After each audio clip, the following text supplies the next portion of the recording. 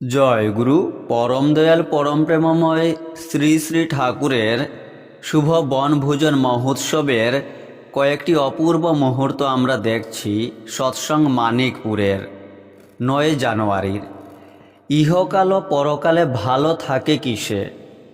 শ্রী শ্রী ঠাকুর বলেছেন, যে সৎ নাম পেয়েছে ও ইষ্টের প্রতি নিষ্ঠা নিয়ে নাম ধ্যান ইত্যাদি করণীয়গুলি ঠিক মতো করে, সে ইহজন্মে সব অবস্থার মধ্যেই অপেক্ষাকৃত ভালো থাকে এবং পরজন্মেও ভালো জায়গায় পায়।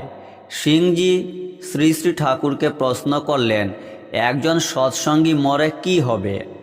শ্রী শ্রী ঠাকুর বললেন, সে হাইয়ার উচ্চতর জন্ম পায়।